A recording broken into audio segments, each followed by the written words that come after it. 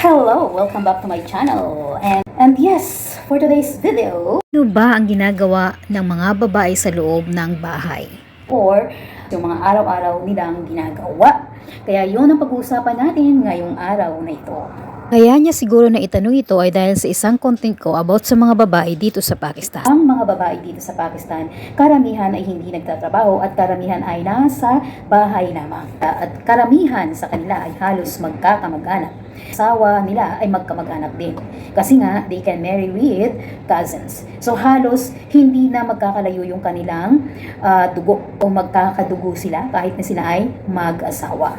At dahil nga joint family system, ang sistema ng pamilya dito, ibig sabihin, marami sila sa isang bahay.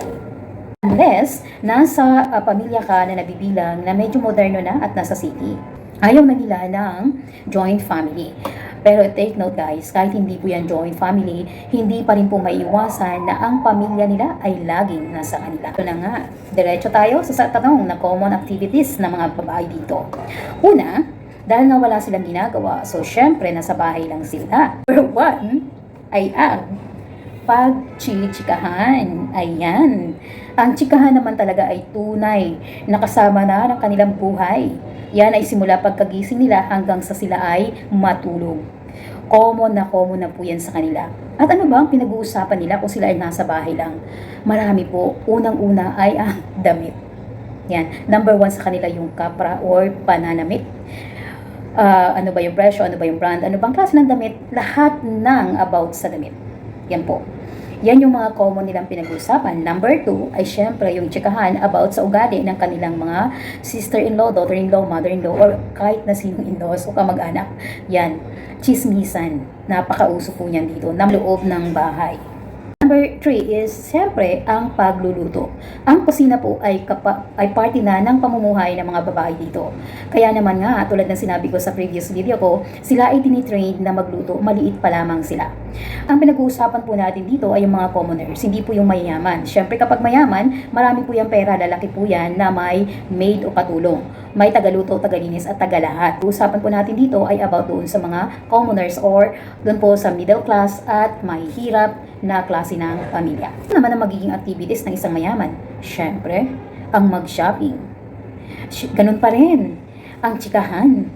At about sa mga pananamit, mga alahas, makeup, yan yung kanilang mga normal na pinag-uusapan. Ang hindi ko nga lang kaya nilang mag-usap ng about yan within 24 hours. Mamasyal, mag-out of town, yan po yung mga yan lang po yung mga normal activities na ginagawa ng mga babaeng mayayaman. Hindi naman sila nagtatrabaho. Hindi katulad sa atin na kahit na mayaman, anak ng mayaman, na mayroon pa rin trabaho kasi they have to run their own business. Okay? Hindi sila basta nakaupo sa bahay. Dito po hindi. Kahit may business yung family nila, they are still sitting at home. Hindi po pa rin sila nagtatrabaho para sa kanilang business. Lalaki pa rin po ang nagtatrabaho para sa kanilang business. Kaya po masasabi nating masarap ang buhay ng mga babaeng Pakistan. Kasi tutulog sila ng umaga na, magigising sila ng hapon na, wala nararanasan yung morning blessing o yung morning life. Afternoon na lang po at saka evening life yung nararanasan nila. Kasi yun yung sistema ng kanilang pamumuhay. O pagsilbihan ang kanilang mga asawa. At syempre, yung mga walang asawa, wala lang. Normal lang, nasa bahay sila maghapon. Pwede silang nakaupo maghapon. At pag wala pang asawa, hindi nga ganun kalaki yung responsibilidad. So, nasa bahay lang talaga. Kapag maswerte, kapag yung mga magulang ay nagpapaaral ng kanilang anak, then syempre mag-aaral yan. Magkagaya sa school, bahay lang talaga. School, bahay, school, bahay. Hindi katulad sa atin na they can go out and have fun with friends. Dito, hindi po. Hanggang bahay lang sila. Mayroon din naman siguro na nag-have fun with their friends, pero limited po yan. Pag mahirap, ganun din, chismisan maghapon. At ganun din yung sistema, magluluto, nasa probinsya or nasa bukid, di ba? Kapag magsasaka yung pamilya nila, syempre, nagtatrabaho din sila ng mga trabahong pang magsasaka. Okay? Kahit na sila ay babae. Pero sila po ay hindi kasama ng mga lalaki. They have their own separate work. May segregation po talaga ng babae at lalaki. And yun nga, pananamit, pananahi, embroidery, ano pa ba? Basta yung mga about sa pananamit, yan. Yung mga mahihirap ay, yung mga babae ay nagtatrabaho bilang katulong. Yan, para sila ay kumita, para tulungan ang kanilang pamilya. Yan, yun yung po yung talagang karamihan yung mga no read, no write o hindi nakapag-aral na Pakistani. Yan yung po yung common na trabaho ng mga babaeng mahihirap. Depende na lang po yan sa klase ng pamilya at kung sa klase ng kanilang mga magulang. Kaya naman hindi natin sila masisisi na kapag nag-asawa sila at napasama sa atin ay talaga namang masasabi natin ang tamad nila. Dahil nga, lahat halos kayo ay nasa bahay lang, hindi na tuloy maiwasan yung misunderstanding at awayan between the in-laws. Kaya naman masaklap para sa mga daughters-in-law kasi nga napakalaki ng expectation sa kanila para gumawa ng mga gawaing bahay. Ay mga Pinay ay palaban, kumbaga. Siyempre hindi po pwede sa atin yun, di ba? Nakakaawa nga lang yung iba kasi nga wala silang magawa kundi gawin yung gusto ng kanilang mga in-laws kasi nga wala silang power. Lalo na kapag hindi naman nila yung kanilang asawa. So wala silang magawa kundi mag-sacrifice at yung nga mag-suffer kung anong buhay na mayroon sila with their in-laws. Ang masaklap lang yung iba ay wala ding dahil nila magawang umalis kahit na gusto nila dahil wala nga silang pera at walang silang maisip na paraan para sila ay makaalis sa sitwasyon.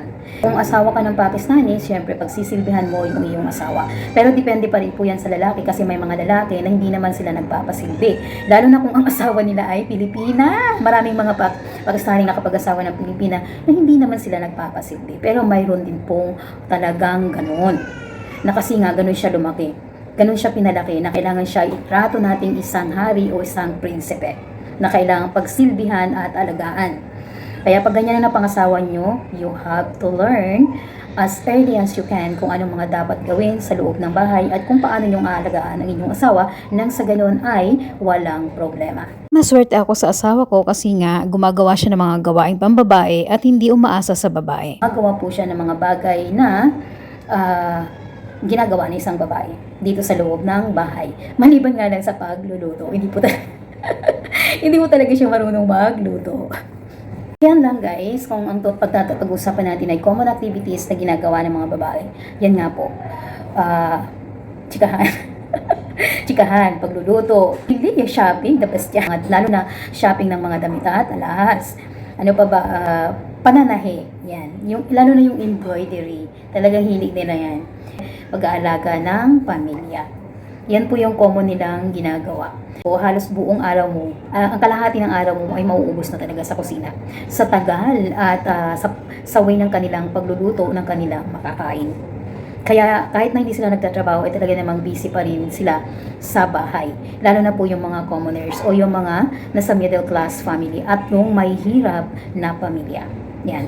Huwag na po natin pag-usapan yung mayaman kasi iba po talaga kapag mayaman, syempre. They can do everything easily. And I hope na nakatulong ito o nasagot ko ang tanong ng ating kababayan. At tulad ng sinabi ko lagi at sinasabi ko lagi, be wise. Okay? If you're new to my channel, please don't forget to subscribe, like, and share. Have a great day and see you on my next video. Bye!